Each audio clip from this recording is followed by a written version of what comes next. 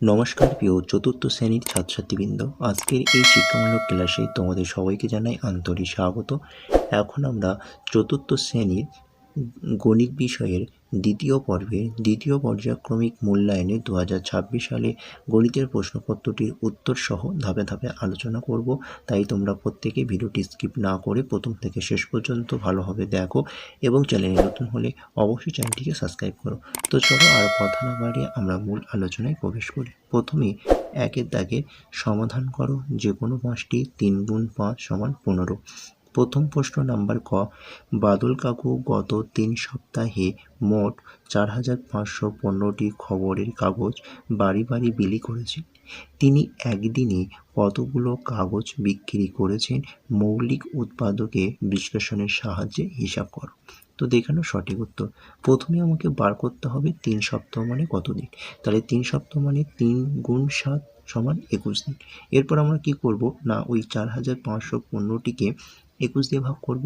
তাহলে 21-এর উৎপাদক বিশ্লেষণ করলে হবে 3 গুণ 7 অর্থাৎ 3 আর 7।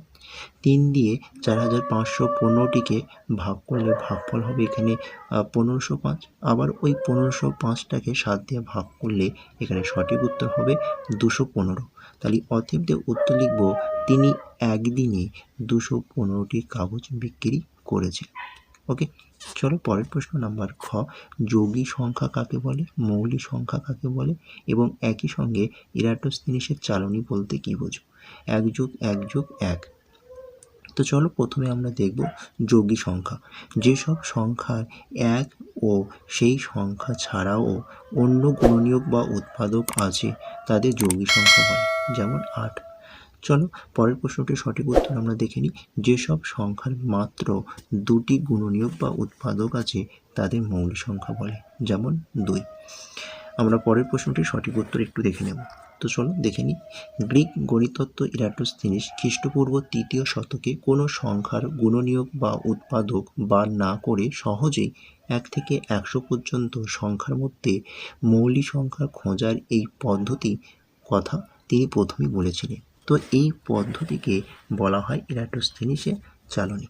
চলো পরের প্রশ্ন নাম্বার গ, মামার বাড়ির সামনে টিউবওয়েলের থেকে 5 লিটার জার ভর্তি করে জল নিলাম, কিন্তু জলের জারে ফুটো থাকায় কিছুটা পরিমাণ জল পড়ে গেল। বাড়িতে এসে দেখলাম জারে 3 লিটার 200 মিলিলিটার জল আছে। কতটা পরিমাণ জল পড়ে গেছে হিসাব করি। তো অঙ্কটা বিয়োগ হবে 5 লিটার থেকে 3 লিটার 200 মিলিলিটারটাকে বাদ দিতে হবে, অর্থাৎ বিয়োগ করতে হবে। তো 5 লিটার থেকে 1 লিটার ধার নিলে হবে 1000 মিলিলিটার। 1000 থেকে 200 বিয়োগ করলে হবে 800, অর্থাৎ 800 মিলিলিটার। এরপর 5 লিটার থেকে 1 লিটার যেহেতু ধার দেওয়া হয়েছে, তাহলে এখানে 1 কমে হবে 4, 4 থেকে 3 বাদ দিলে হবে 1। 1 লিটার 800 মিলিলিটার। তাহলে অতএব উত্তর লিখব 1 লিটার 800 মিলিলিটার জল পড়ে গেছে।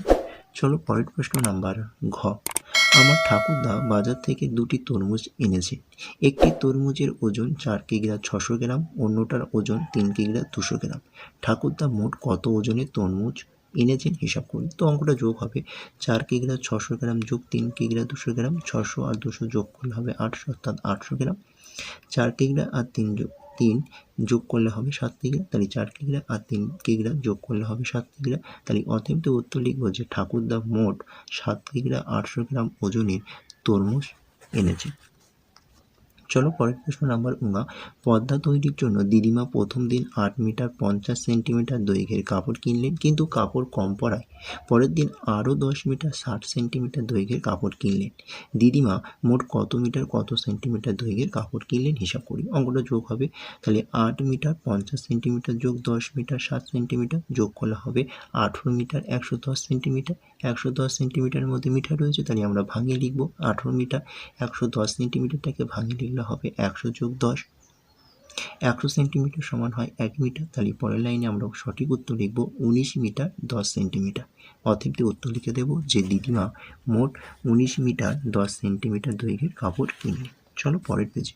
পরের প্রশ্ন নাম্বার 6, বারুইপুর রাস্তার কাজ চলছে। প্রথম দিন রাস্তায় 2/5 অংশ কাজ হয়েছে, কিন্তু দ্বিতীয় দিন মাত্র 1/5 অংশ কাজ হয়েছে। ওই 2 দিনে মোট কত অংশ রাস্তায় কাজ হয়েছে হিসাব করি, এবং হিসাব করে এখনও আর কত অংশ কাজ বাকি আছে এটাও আমরা দেখব। তো চলো প্রথমে আমরা ধরে নেব যে ধরি সম্পূর্ণ রাস্তায় 1 অংশ, এরপর ওই 2-এর 5 অংশ এবং দ্বিতীয় দিন অর্থাৎ 1-এর 5 অংশ এই দুটোকে যোগ করব। তো যোগ করলে হবে 3-এর 5 অংশ, এরপর 1 থেকে ওই 3-এর 5 অংশটাকে বিয়োগ করব।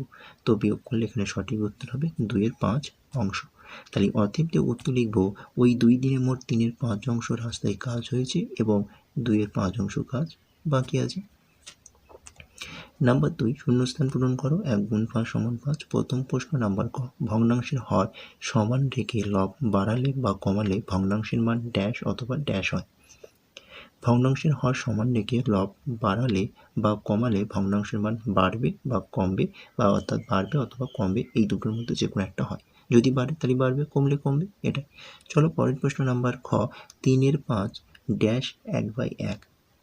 3-এর 5 লেস দেন 1/1, অর্থাৎ 3-এর 5 1/1-এর থেকে ছোট।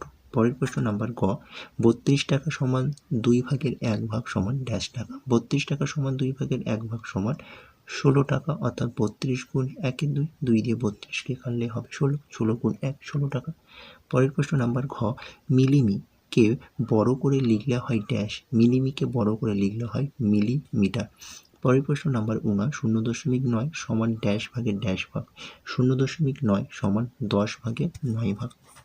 ওকে, চলো নাম্বার 3, সঠিক উত্তরে মাথায় টিক চিহ্ন দাও। 1 গুণ 5 সমান 5। প্রথম প্রশ্ন নাম্বার ক, 1 সংখ্যাটি মৌলিক, যৌগিক কোনোটি নয়। 1 সংখ্যাটি কোনোটি নয়। চলো পরের প্রশ্ন নাম্বার খ, ওজন মাপার একক গ্রাম, মিটার, লিটার। ওজন মাপার একক গ্রাম। পরের প্রশ্ন নাম্বার গ, 6 ঘন্টা 40 মিনিট। 6 গুণ 60 বিয়োগ 40, 60 গুণ 6 যোগ 40, 6 যোগ 40 ব্র্যাকেটের বাইরে মিনিট।